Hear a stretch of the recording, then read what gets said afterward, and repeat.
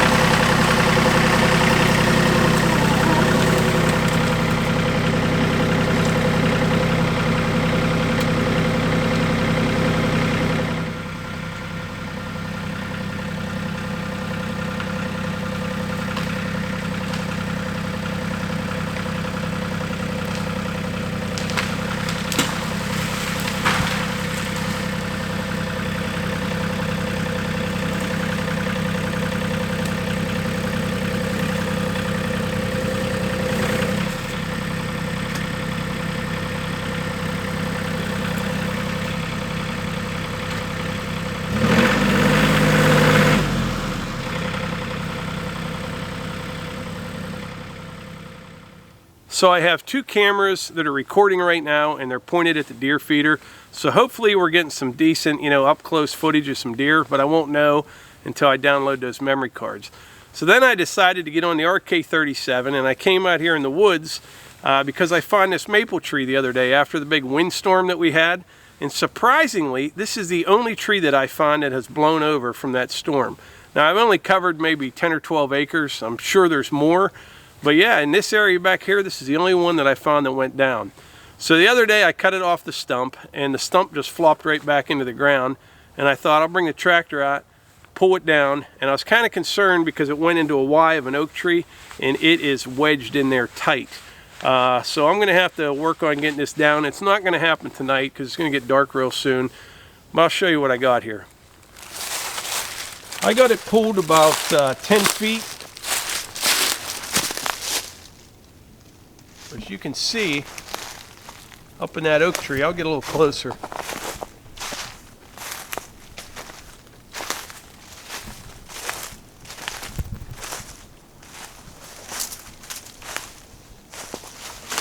It is wedged in there tight. So what I'm probably going to have to do, I'll start cutting it down in sections. Maybe cut 20 feet off of it. This will drop down, cut a little more off, try to pull it again. I mean, it's not the end of the world if it stays caught up in there and this is just hanging down, but it's gonna bother me, to tell you the truth. But we'll see. Maybe tomorrow night or this weekend or something, I'll be able to get it out of here. If you got any suggestions on how you get these out, let me know. I got some ideas. Anytime I see anything wedged into a Y of a tree like that, it reminds me of a story. We were hunting probably, I don't know, 10 or 12 years ago, something like that. And my dad was out, and actually he was right down over this hill here from where I'm standing, maybe 300 yards down at the bottom. And I went to check on him, you know, see how he's doing and everything. And I'm like, have you seen anything? And he's like, no, nothing at all, you know. And I'm like, huh. And I look around, I'm like, what about that deer right over there? He's like, where? And I point, and this little doe had tried to jump through a Y of a cherry tree, and it was dead when I saw it.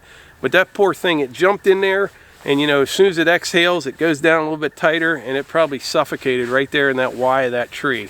I mean, that would be a horrible way to go. But yeah, that always, every time I see something like that, that's what it reminds me of. But anyway, I'm going to head over to the house here. This tree here, I'll get to it another day. And I'll go pick up those cameras right at dark, and we'll see if we have any footage. If we do, you'll see it right now. If not, that'll be the end of this video. But anyway, like I always say, if you enjoy these videos, please hit the like button, click subscribe, and share them with your friends. Thanks.